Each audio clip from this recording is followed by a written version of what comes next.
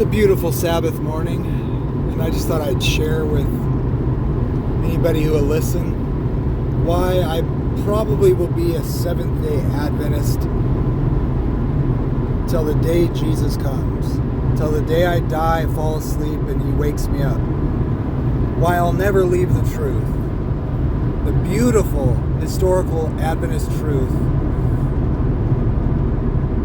that the critics just can't stand. They can't stand that God used a woman. They have to slander her and misuse her words and turn it into something it isn't. And I laugh, and I'll laugh all the way to the God's white throne. I love being a Seventh-day Adventist. Here's why. Because of the journey they experienced in the early years, upholding a consistent hermeneutic for a day for a year, understanding, recognizing the prophecies of Daniel are focused on the ministry of Jesus, and that was God's plan to call back all people of the earth. Nobody particular by birthright or something is in view. Doesn't ignore Paul. Doesn't turn Paul into a commandment rejecting, inconsistent teacher. It uses the Seventh Adventist Church. They use the whole Bible. They look at the whole picture. They don't pit different authors against each other. They remember all 10 of the commandments. I'm so thankful and proud that I was born into a Seventh-day Adventist family, and I received that teaching. So blessed. But the Adventists acknowledged their mistake under the Millerite movement, the Baptist Millerite movement. But they held fast to the principle, admitting that the prediction was wrong. And that you can read that in Revelation 10 when you understand God did not leave us bankrupt of information regarding the whole Christian period, and that the book of Daniel and Revelation continues as it starts from Daniel 2 through till Jesus comes and makes his final enemies his footstool, and restores all things. No more sin, no more pretending that everything's already finished in a completed sense, even though nobody actually does that. Yes, it is finished. Jesus paid it all. But everybody recognizes that this place isn't quite yet set right. And that's a process. And God is looking for an allegiance, a bride worthy that He is fixing. So when Christ comes, they'll be without spot or wrinkle. I love the fact that the Adventist movement received correction along their journey in the early years. They received truth as they got it. No one claims that they were perfect, but they started over like a good honest person would, and went back to the Bible and restored many important doctrines, like the Sabbath, which was received from a Baptist girl named Rachel Oakes, who brought it to their attention. They didn't accept it at first, but they received correction. And they took on that truth.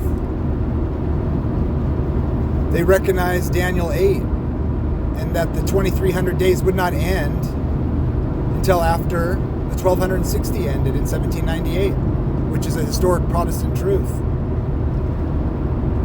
That the true temple that was to be restored is the one in heaven, the one that the Antichrist was, from pagan to papal Rome, had been trampling on through history, as all the Protestants recognized, for the most part.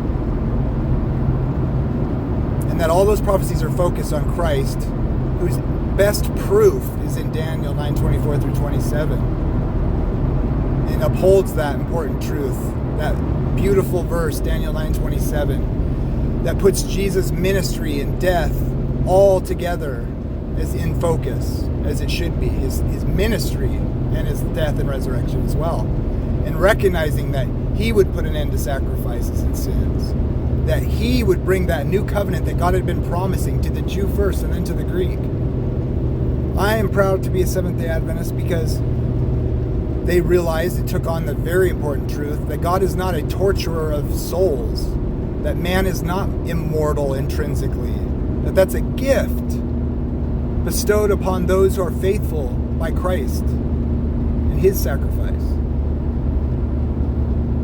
The recognition that obvious truth that death is real, and our hope is in the resurrection from the dead. I'll be an Adventist till the day I die because it's a restoration of the truth. And it focuses on Jesus. Let me leave you with this last thought. Here's a really interesting argument that I'm trying to develop.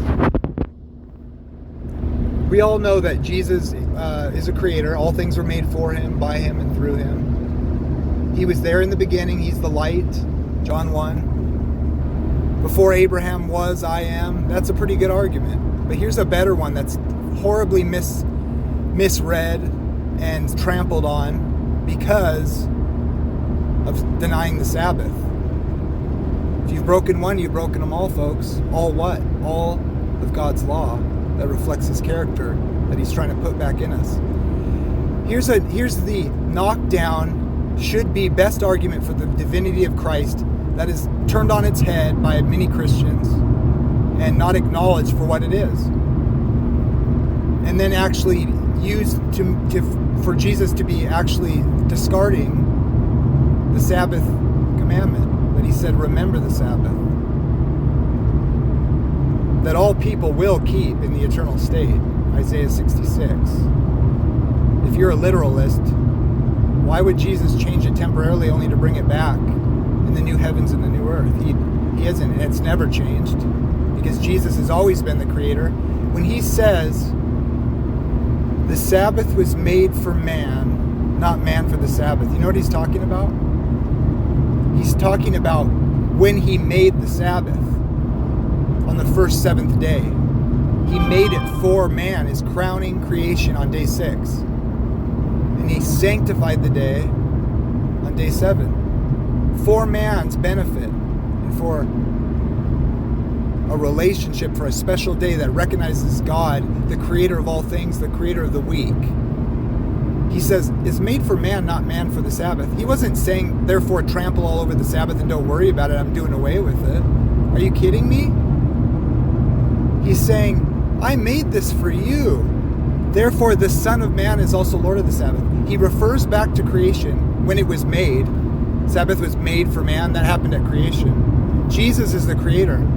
When he says, he points to it being made for man way back when it was made. Because that's what he's saying. It was made for man. Creation. Therefore, the Son of Man is also Lord of the Sabbath. This verse is the best, most clear evidence that Jesus Christ created the Sabbath. And he is the creator of all things. And you've neglected it. You've not even noticed it. Before Abraham I was, and you fight with various groups that are considered heretical for whatever various reasons, oneness, which many of them are actually quite devout Christians dedicated to God and to the language of one God. But I'll tell you this. Jesus saying he's Lord of the Sabbath after referring to its creation in Eden is the clearest, most uplifting evidence and proof that Jesus Christ is the divine, eternal Son of God. And you've neglected it.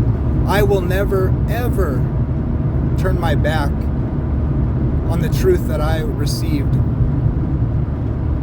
from the Seventh-day Adventist Church. So don't even, and if you oppose that, I'm going to be right there every step of the way until kingdom come. Never forget it. Justification by faith is the gospel, and I will not ever let you defame my church, because it's Christ's church. You don't have to be a part of my church to be saved, but if you want to serve Jesus, it's a great place to start. God bless. God be with you.